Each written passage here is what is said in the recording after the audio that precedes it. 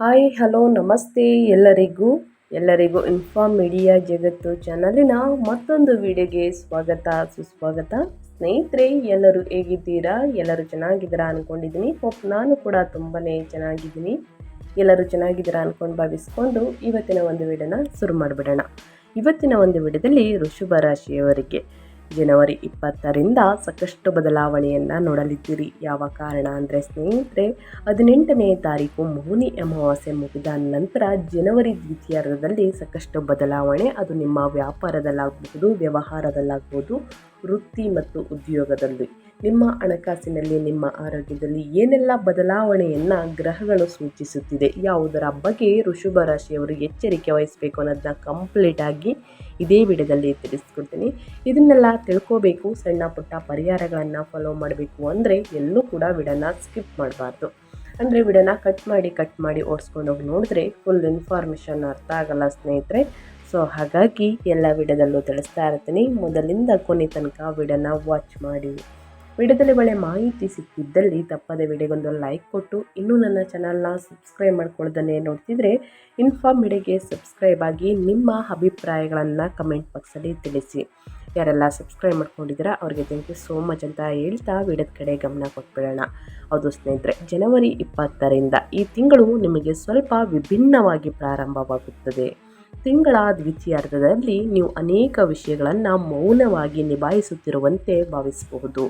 ಜವಾಬ್ದಾರಿಗಳು, ದಾಖಲೆಗಳು, ಹಠಾತ್ ಬದಲಾವಣೆಗಳು ಅಥವಾ ಎಲ್ಲರೊಂದಿಗೂ ಚರ್ಚಿಸಲು ಇಷ್ಟಪಡದ ವಿಷಯಗಳು ಹೊರಗಿನಿಂದ ನೋಡುವವರಿಗೆ ನೀವು ಸಾಮಾನ್ಯವಾಗಿ ಕಂಡರೂ ಸ್ನೇಹಿತರೆ, ಆಂತರಿಕವಾಗಿ ನೀವು ಸಾಕಷ್ಟು ವಿಷಯಗಳನ್ನು ಲೆಕ್ಕಾಚಾರ ಹಾಕುತ್ತಿದ್ದೀರಿ ಎಂದು ನಿಮ್ಮಲ್ಲಿ ಭಾವಿಸಬಹುದು.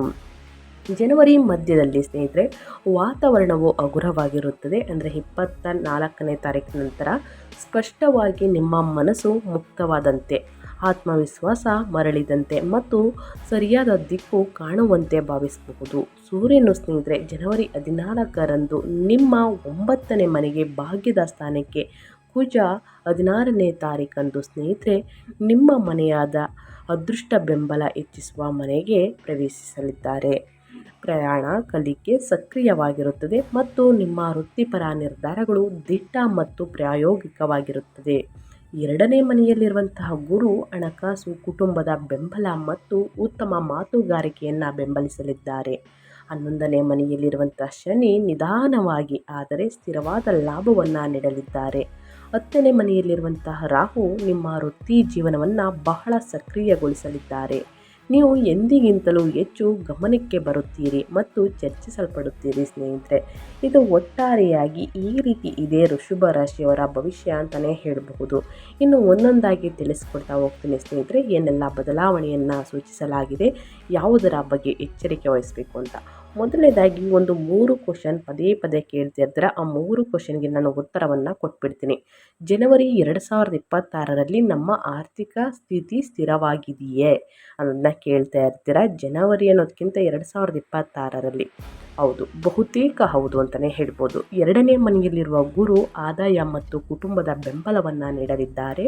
ಆದರೆ ಮೊದಲಾರ್ಧದಲ್ಲಿ ಅಂದರೆ ಸ್ನೇಹಿತರೆ ಜನವರಿಯಿಂದ ಇನ್ನು ಜೂನ್ ತಿಂಗಳವರೆಗೆ ಖರ್ಚುಗಳನ್ನು ಎಚ್ಚರಿಕೆಯಿಂದ ನಿರ್ವಹಿಸಬೇಕಾಗುತ್ತದೆ. ಇನ್ನು 2ನೇ ಕ್ವಶನ್ ಬಂದು ಸ್ನೇಹಿತರೆ, ಈ ತಿಂಗಳು ವೃತ್ತಿ ಮನ್ನಣೆ ಸಿಗುತ್ತಿದೆಯೇ ಅಂತಂದರೆ ಹೌದು. 10ನೇ ಮನೆಯಲ್ಲಿ ರಾಹು ಇರುವುದರಿಂದ ನೀವು ಹೆಚ್ಚು ಗಮನಕ್ಕೆ ಬರಬಹುದು. ಸ್ಥಿರವಾಗಿರಿ ಮತ್ತು ವೃತ್ತಿಪರವಾಗಿರಿ. ಇನ್ನು 2026 ಉದ್ಯೋಗ ಬದಲಾವಣೆಗೆ ಉತ್ತಮವೇ ಅನ್ನೋದನ್ನ ಕೇಳಿದ್ದೀರಾ. ಹೌದು, ದ್ವಿತೀಯಾರ್ಧದಲ್ಲಿ ವಿಶೇಷವಾಗಿ ಸ್ನೇಹಿತರೆ ಜನವರಿಯಿಂದ ಜೂನ್ವರೆಗೆ ನಂತರ ಸಂವಹನ ಸುಧಾರಿಸಿದಾಗ ಉತ್ತಮ ಪ್ರತಿಕ್ರಿಯೆಗಳು ಸಿಗಬಹುದು ನಿಮಗೆ.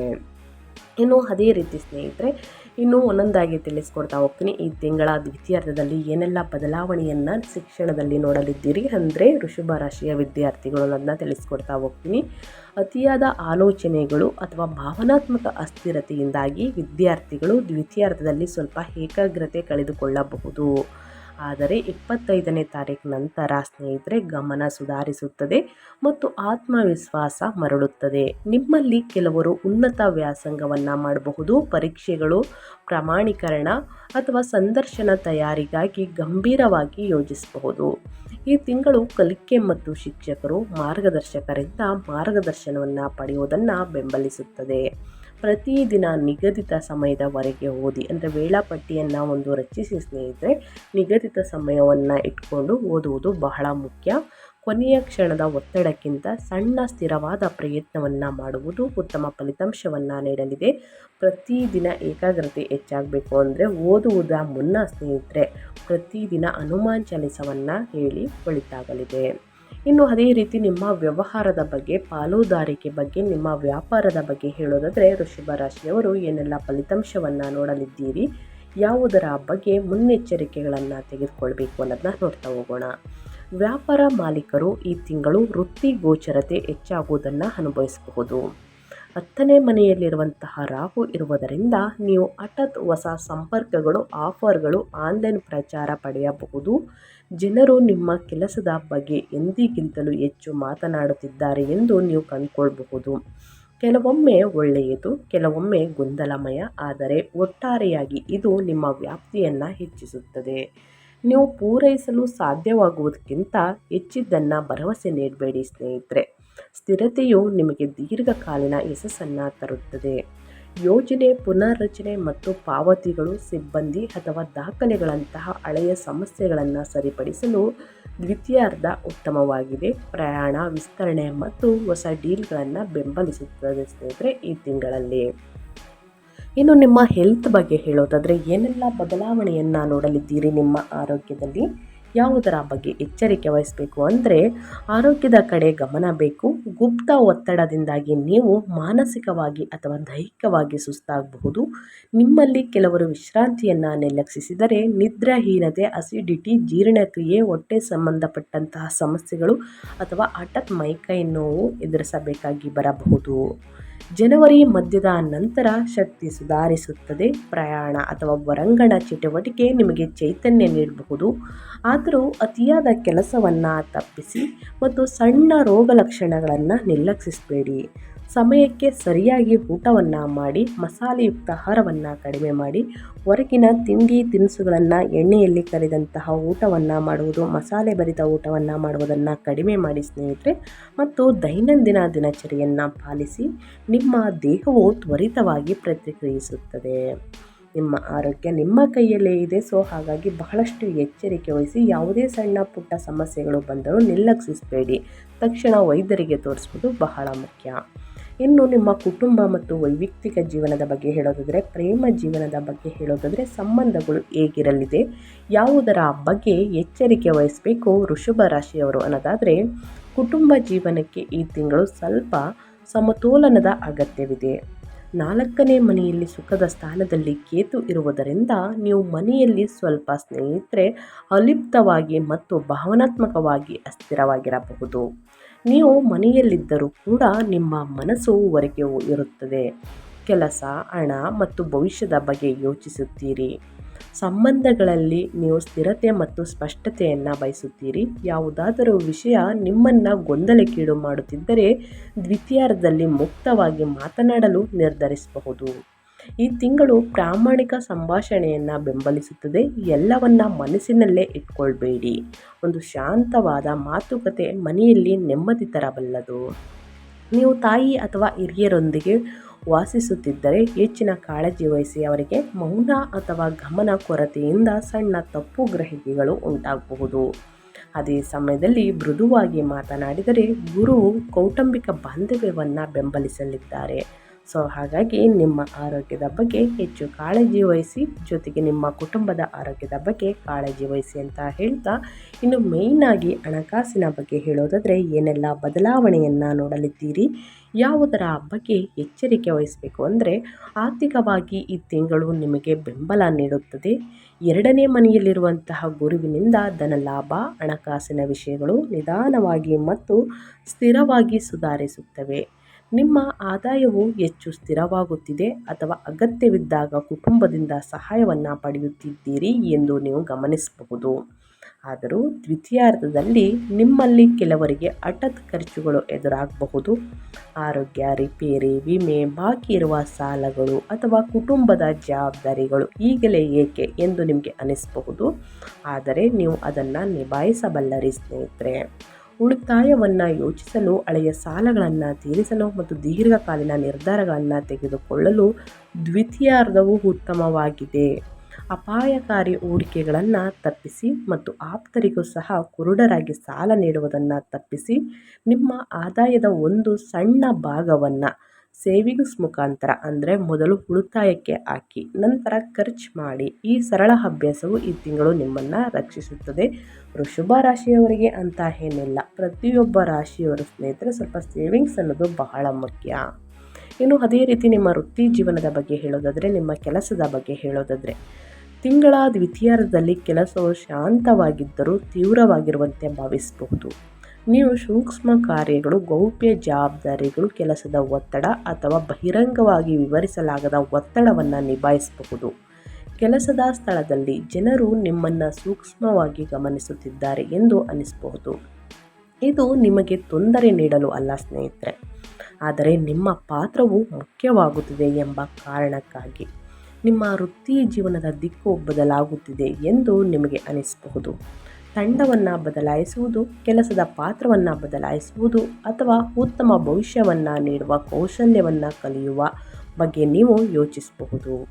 ನೀವು ತಕ್ಷಣ ಕಾರ್ಯನಿರ್ವಹಿಸದಿದ್ದರೂ ಆ ಆಲೋಚನೆ ಈಗ ಪ್ರಬಲವಾಗುತ್ತದೆ. ಜನವರಿ 20ರ ನಂತರ ಸಂವಹನ ದಾಖಲೆಗಳು ಕೆಲಸ ಸುಧಾರಿಸುತ್ತದೆ. ಸಂದರ್ಶನಗಳು, ಪ್ರಸ್ತುತಿಗಳು ಮತ್ತು ಅನುಮೋದನೆಗಳು ವೇಗವಾಗಿ ಚಲಿಸುತ್ತವೆ.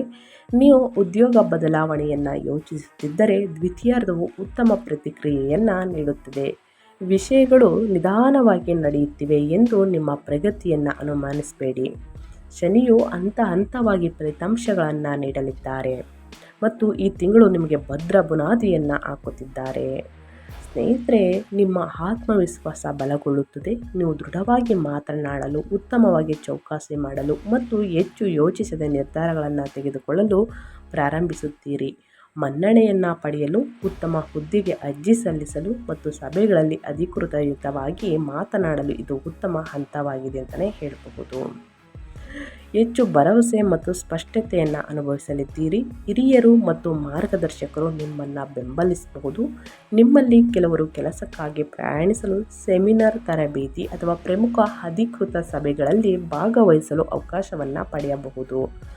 ಹಾಗಾಗಿ ಸ್ನೇಹಿತರೆ, ಎಲ್ಲದಕ್ಕೂ ಕೂಡ ದ್ವಿತೀಯಾರ್ಧ ಬೆಟರ್ ಇದೆ ಅಂತ ಹೇಳ್ತಾ, ಇನ್ನು ಗಮನಿಸಬೇಕಾದ ಪ್ರಮುಖ ದಿನಾಂಕಗಳ ಬಗ್ಗೆ ತಿಳಿಸ್ಕೊಡ್ತೀನಿ. ಜನವರಿ 20, 21, 22, 23ನೇ ತಾರೀಕು ಬುಧ 9ನೇ ಮನೆಗೆ ದಾಖಲೆಗಳು, ಪರೀಕ್ಷೆಗಳು, ಸಂದರ್ಶನಗಳು, ಕಲಿಕೆ, ಸಂವಹನ ಸುಧಾರಿಸುತ್ತದೆ. ಕುಜ 9ನೇ ಮನೆಗೆ ನಿರ್ಧಾರಗಳಿಗೆ ಬಲವಾದ ಉತ್ತೇಜನ, ಧೈರ್ಯ, ಪ್ರಯಾಣ, ವೃತ್ತಿಯಲ್ಲಿ ದಿಟ್ಟತನ. ಸೂರ್ಯ 9ನೇ ಮನೆಗೆ ಆತ್ಮವಿಶ್ವಾಸ ಹೆಚ್ಚಾಗುತ್ತದೆ. ಅದೃಷ್ಟದ ಬೆಂಬಲ, ದಿಕ್ಕಿನಲ್ಲಿ ಸ್ಪಷ್ಟತೆ. ಶುಕ್ರ 9ನೇ ಮನೆಗೆ ಪ್ರಯಾಣ, ಮಾರ್ಗದರ್ಶನ, ಅದೃಷ್ಟದ ಬೆಂಬಲ, ಸಂಬಂಧಗಳು ಸುಧಾರಿಸಲಿದೆ ಸ್ನೇಹಿತರೆ. ಹಾಗಾಗಿ ಈ ದಿನಾಂಕಗಳ ಬಗ್ಗೆ ಎಚ್ಚರಿಕೆ ಇರಲಿ. ಗ್ರಹಗಳ ಸಂಚಾರ, ಗ್ರಹಗಳ ಸ್ಥಾನ ಬದಲಾವಣೆ, ಗ್ರಹಗಳ ಸ್ಥಿತಿಗಳು ಈ ರೀತಿ ಇದೆ ಅಂತಲೇ ಹೇಳ್ಬೋದು ವೃಷಭ ರಾಶಿಯವರಿಗೆ. ಇನ್ನು ಈ ತಿಂಗಳಲ್ಲಿ ಅನುಸರಿಸಬೇಕಾದ ಸರಳ ಪರಿಹಾರವನ್ನು ತಿಳಿಸ್ಕೊಡ್ತೀನಿ. ಇದು ಸರಳ ಮತ್ತು ಪರಿಣಾಮಕಾರಿ, ಶಕ್ತಿಶಾಲಿ ಪರಿಹಾರ ಅಂತಲೇ ಹೇಳಬಹುದು. ಮೊದಲನೇದಾಗಿ, ಒತ್ತಡ ನಿಯಂತ್ರಣಕ್ಕಾಗಿ ಶನಿವಾರದಂದು ಕಪ್ಪು ಎಳ್ಳು, ಬಡವರಿಗೆ ಉದ್ದಿನ ಬೇಳೆಯನ್ನು ದಾನ ಮಾಡಿ. ತಡರಾತ್ರಿಯ ಆಲೋಚನೆಗಳನ್ನು ತಪ್ಪಿಸಿ, ಇದು ನಿದ್ರೆಗೆ ಭಂಗ ಬರಬಹುದು. ಹಾಗಾಗಿ ಈ ಪರಿಹಾರವನ್ನು ಮಾಡುವುದರಿಂದ ಒಳ್ಳೆಯ ನಿದ್ರೆ ಬರಲಿದೆ. ಏಕಾಗ್ರತೆಗಾಗಿ ಓಂ ನಮಃ ಶಿವಾಯ ಎಂದು 11 ಬಾರಿ ಹೇಳುವುದು ಉತ್ತಮ. ಇನ್ನು ಲಾಭ ಬೆಂಬಲಕ್ಕಾಗಿ, ವ್ಯಾಪಾರದಲ್ಲಿ ಲಾಭಕ್ಕಾಗಿ, ವ್ಯವಹಾರದಲ್ಲೂ ಕೂಡ ಸ್ನೇಹಿತರೆ ಅಡೆತಡೆ ನಿವಾರಣೆಗಾಗಿ ಗುರುವಾರದಂದು ಆಹಾರ ಅಥವಾ ಸಿಹಿ ತಿಂಡಿಗಳನ್ನು ದಾನ ಮಾಡಿ. ಹಣಕಾಸಿಗೆ ಗುರುವಿನ ಬೆಂಬಲ ಇರಲಿದೆ. ಮನೆಯಲ್ಲಿ ಶಾಂತಿಗಾಗಿ ಸಂಜೆ 5 ನಿಮಿಷವಾದರೂ ಸ್ನೇಹಿತರೆ ತುಪ್ಪದ ದೀಪವನ್ನು ಬೆಳಗಿಸಿ. ಎಲ್ಲವೂ ಕೂಡ ಒಳಿತಾಗಲಿದೆ ಅಂತ ಹೇಳ್ತಾ ನಾನು ವಿಡಿಯೋನ ಎಂಡ್ ಮಾಡ್ತಾ ಇದ್ದೀನಿ. ಇವತ್ತಿನ ಒಂದು ವಿಡಿಯೋದಲ್ಲಿ ಸಂಪೂರ್ಣ ಮಾಹಿತಿ ಸಿಕ್ಕಿದ್ದಲ್ಲಿ, ಈ ವಿಡಿಯೋ ಯೂಸ್ಫುಲ್ ಅನಿಸಿದ್ದಲ್ಲಿ ದಯವಿಟ್ಟು ವಿಡಿಯೋಗೆ ಲೈಕ್ ಮಾಡ್ದೇ ನೋಡ್ತಿದ್ರೆ ಲೈಕ್ ಮಾಡಿ. ಇನ್ನೂ ನನ್ನ ಚಾನಲ್ನ ಸಬ್ಸ್ಕ್ರೈಬ್ ಮಾಡ್ಕೊಳ್ದೇ ನೋಡ್ತಿದ್ರೆ ಇನ್ಫೋ ಮೀಡಿಯಾಗೆ ಸಬ್ಸ್ಕ್ರೈಬ್ ಆಗಿ. ನಿಮ್ಮ ಅಭಿಪ್ರಾಯಗಳನ್ನು ಕಮೆಂಟ್ ಬಾಕ್ಸಲ್ಲಿ ತಿಳಿಸಿ. ಯಾರೆಲ್ಲ ಸಬ್ಸ್ಕ್ರೈಬ್ ಮಾಡಿಕೊಂಡು ಪ್ರತಿನಿತ್ಯ ವಿಡಿಯೋ ವಾಚ್ ಮಾಡ್ತಿದ್ದೀರಾ ಸ್ನೇಹಿತರೆ, ಅಂಥವರಿಗೆ ಥ್ಯಾಂಕ್ ಯು ಸೋ ಮಚ್ ಅಂತ ಹೇಳ್ತಾ, ನಿಮಗೆ ಶಿವನ ಅನುಗ್ರಹ, ಶನಿದೇವರ ಅನುಗ್ರಹ ಸಿಗಲಿ ಅಂತ ಹೇಳ್ತಾ, ಮತ್ತೊಂದು ವಿಡಿಯೋ ಜೊತೆ ಮತ್ತೊಂದು ಹೊಸ ಅಪ್ಡೇಟ್ ಹೊಸ ಭವಿಷ್ಯದ ಜೊತೆಗೆ ಸಿಗ್ತೀನಿ ಅಂತ ಹೇಳ್ತಾ ಥ್ಯಾಂಕ್ ಯು ಫಾರ್ ವಾಚಿಂಗ್.